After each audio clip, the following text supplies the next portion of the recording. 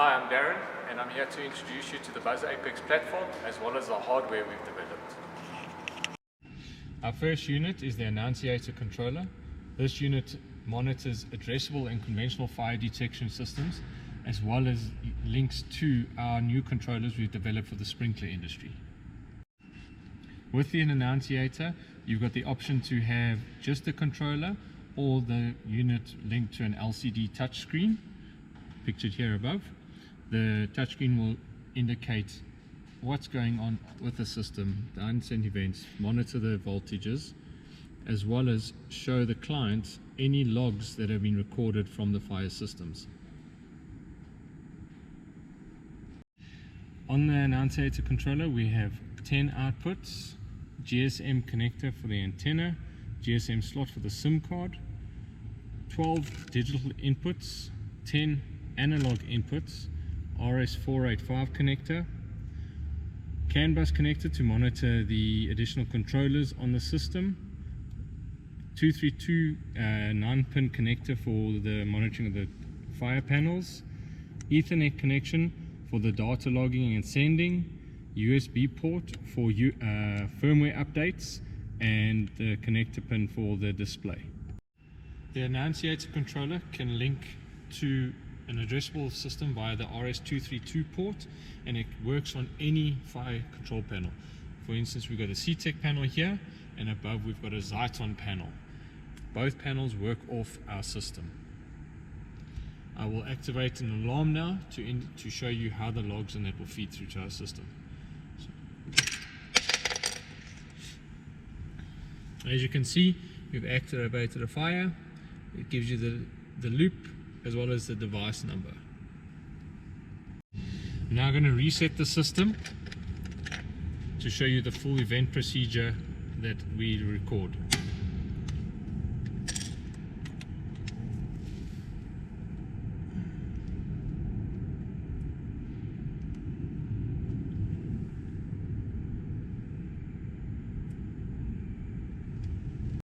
Now back at the annunciator LCD display, if we go into press the next option, it will show you all events have been sent as well as the status of the unit.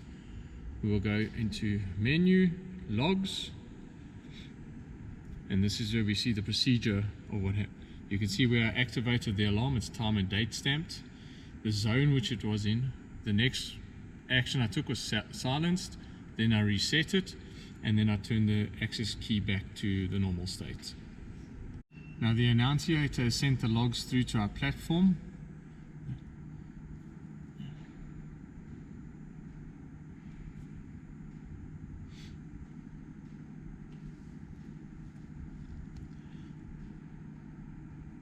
On the platform, we would go into sites, we go into the assets, as each piece of equipment is an asset, and then we go under the annunciator, we go into logs. Now this is where we review every condition, every action that's happened on the fire panel gets recorded here on our website. So you can see loop 1, device 2, zone, as indicated on the LCD display, it's indicating on our website, and these logs cannot be deleted or removed. I'm now going to take you through the annunciator linked to the sprinkler pump house controllers, which is linked to a startup test apparatus system for your jockey, your electric, your diesel, as well as a backup for your diesel on the pressure switches.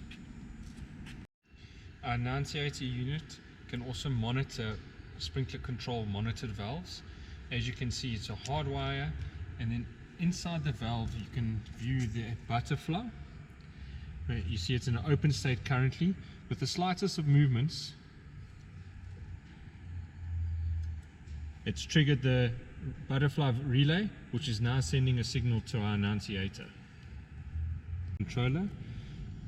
With the slightest movement, we're restricting water flow, which could cause an issue should the sprinkler system be required to operate. As you can see on the display, the logs of the valve when I moved it to the closed and then to the open position. These logs are also viewable from the BuzzApex platform, and can be SMSs can be sent for each condition. This is our jockey controller.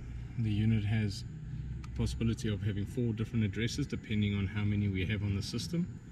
It has 10 inputs, 3 analog inputs which we use to monitor the 3 phases, the red, white and blue. The CAN bus connectors for the communication to the annunciator and to the BuzzApex platform. 7 outputs, USB port for firmware updates. On each digital input we can switch between high and low trigger depending on what the client requires, and they have been defaulted as seen on the board for each. We've moved over to the electric controller now, where we have 12 digital inputs, USB port for firmware updates, 3 analog connectors for the monitoring of the current draw from the electric motor on each phase. We have the CAN bus connectors for the communication to the annunciator as well as the BuzzApex platform, 10 outputs, as well as the dip switch for the addresses, the same as the jockey, where we can have 4 different addresses depending on the quantity of electric controllers, and the dip switches for high and low condition for each input. Now on to the diesel controller, where we have 16 digital inputs, the CAN bus connection for the communication to the annunciator, 22 outputs, USB port for firmware update, 5 analog inputs to monitor RPM, temperature, which all can be monitored and adjusted if required, dip switch for the address on the diesel board, as well as the dip switch for high and low condition for each digital input.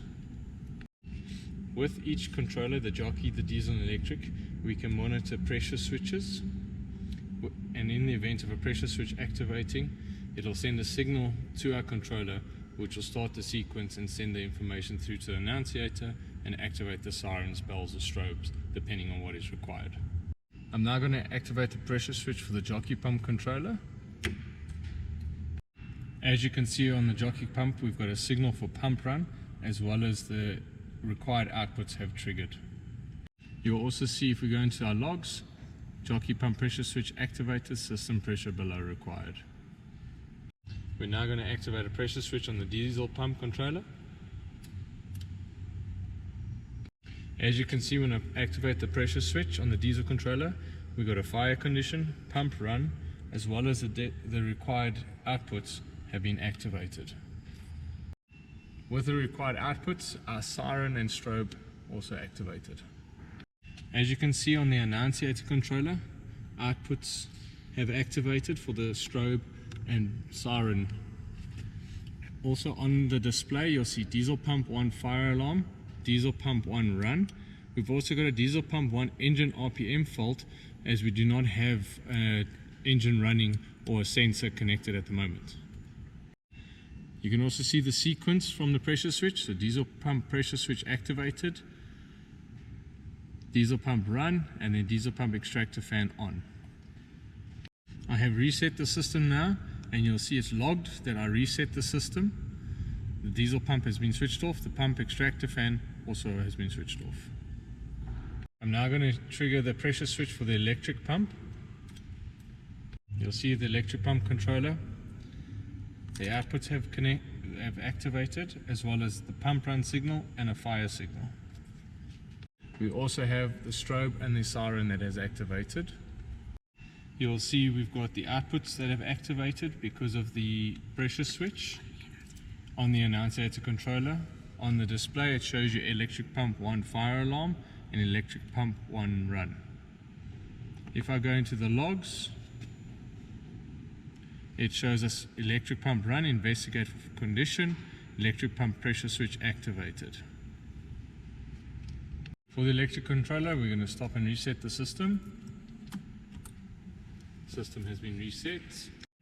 We're now in the logs, and you can see electric pump stop reset button activated, and it is time and date stamped. In front of us we have the final product. This is our annunciator controller, a jockey panel controller, diesel panel controller, And finally, the electric panel controller.